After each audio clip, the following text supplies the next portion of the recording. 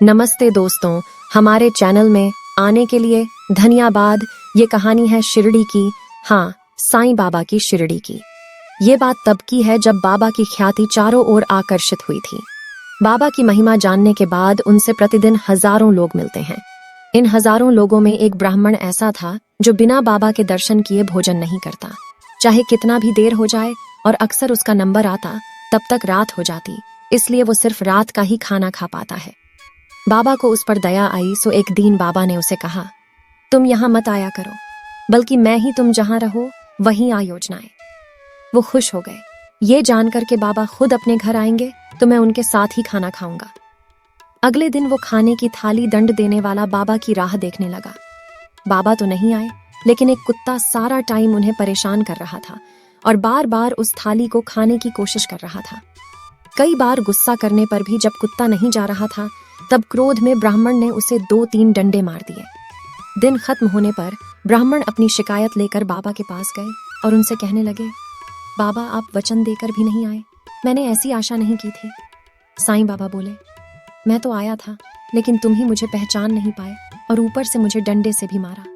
इतना देश बाबा ने उसे अपनी पीठ दिखाई, जिस पर डंडे के निशान साफ देख सकते थे। ब्राह्मण आश्चर्य और पश्चाताप से रोने लगते हैं और साईं बाबा से जुड़ने लगते हैं। बाबा की अज्ञानता को माफ कर दो, मैं तुम्हारी पहचान नहीं कर सका। ब्राह्मण साईं की मिन्नतें करते हुए बोले, बाबा, मुझे बस एक और मौका दो, इस बार मैं आपको निराश नहीं करेंगे। बाबा भी उनकी बात को पूरी तरह ठीक मानते हैं। ब्राह्मण खुश होकर अपने घर लौट आया। अगले दिन फिर से थाली सजा वो बाबा का इंतजार करने लगा। इस बार वो किसी कुत्ते के द्वार पर आने की बात कर रहा था, लेकिन उस दिन पता नहीं क्यों उसे एक भी कुत्ता नहीं दिखा।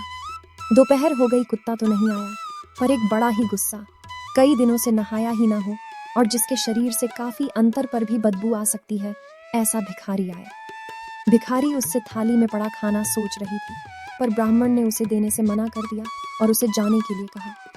भिखारी थोड़े देर वह रुका रहने के बाद चला गया। एक और दिन समाप्त हो गया और ब्राह्मण फिर से साईं बाबा के दरबार में मैसेज किया और कहा, सच बताओ, इस बार तुम नहीं आए ना? आपका कोई दूसरा जरूरी काम होगा? बाबा बोले, मैं आया था और खुद आशय वो खाना भी मांग रहा था, लेकिन फिर भी मुझे बिना खिलाए ही लौटा दिया। ब्राह्मण ने दिमाग पर थोड़ा जोर दिया तो उसे समझ आया कि वो भिखारी ही बाबा थे। अपनी मूर्खता का पता चलने पर वो बाबा के आगे फुट फुट कर रोने लगा और एक बार बाबा से अपने घर आने के लिए कहने लगा। बाबा ने इस बार मना कर दिया और कहा कि इसका कोई फायदा नहीं है। मैं आ पहनता हूँ और तुम पहले से ठान कर बैठोगे और मुझे कुत्ते या भिखारी में ढूंढोगे। बस तुम जान लो, मैं हर किसी में हूँ, हर जगह हूँ, इसलिए जो भी जरूरी मंदिर है उसके मिलने पर मन से मदद कर दो। बस इतना काफी है कि मुझे खुश करने के लिए। दोस्तों, आप लोगों से एक शिकायत है, आप लोग केवल वीडियो देखते हो, सब्सक्राइब नहीं करते हो। आखिर क्यों? कमी क्या है? मुझे में कमेंट में बताओ।